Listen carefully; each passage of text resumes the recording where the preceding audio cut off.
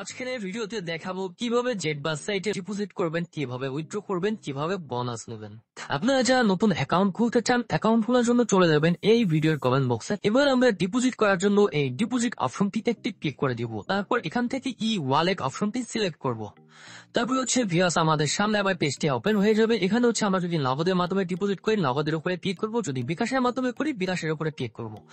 তারপর এই রিকমেন্ড নামে যে অপশনটি রয়েছে এই রিকমেন্ড অপশনটিতে একটি ক্লিক করে দিব। এখানে তিনটি অপশন রয়েছে। আমরা প্রথম যে অপশনটি রয়েছে এডজি ক্যাশ আউট সিলেক্ট করে নিব। তারপর নিচে কন্টিনিউ অপশনটিতে একটি ক্লিক করে দিব। তারপর এখানে যত টাকা আমরা ডিপোজিট করবো সেই অ্যামাউন্টে আমরা এখানে বসিয়ে নিব। সাপোজ আমরা যদি 1000 করি 1000 বসাবো, 500 যদি করি তবে 500 বসাবো। আমি যেহেতু 500 টাকা ডিপোজিট করবো তাই 500 টাকা অ্যামাউন্ট এখানে বসিয়ে নিচ্ছি। এরপর আমরা ডান অপশনটিতে একটি ক্লিক করবো। তারপর এই সাবমিট অপশনটিতে একটি ক্লিক করে দিব। তারপর আমাদের সামনে এই পেজটি চলে আসবে। এখানে যে কোম্পানি যে নাম্বারটি রয়েছে এই কপি অপশন থেকে আমরা নাম্বারটি কপি করে নিব। তারপর ফোনে রিসেট বাটনে ক্লিক করে চলে যাবো আমরা ফোনের হোম পেজে। তারপর বিকাশ অ্যাপ লগ ইন করবো। আমরা নর্মালি সবসময় অ্যাপের মাধ্যমে যেভাবে ক্যাশ আউট করি কোম্পানির এই নাম্বারটিতে আমরা 500 টাকা ক্যাশ আউট করবো। ক্যাশ আউটটি যখন সফল হয়ে যাবে আমরা এই স্ক্রিনশটটি রেখে দিব এবং এখান থেকে এই ট্রানজাকশন আইডিটি কপি করে নেব।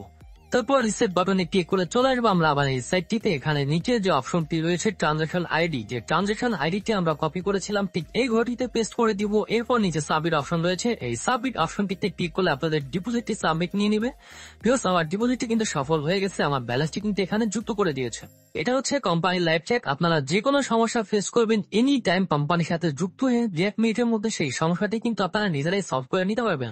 আশা করছি আপনারা A to Z বুঝতে পেরেছেন। যারা নতুন অ্যাকাউন্ট খুলতে চান চলে যান এই ভিডিওর কমেন্ট বক্সে, ফার্স্ট কমেন্টে লিঙ্কটা পেয়ে যাবেন। সেখান থেকে খুব সহজে অ্যাকাউন্টটি খুলে নিতে পারবেন। ভালো থাকবেন সবাই।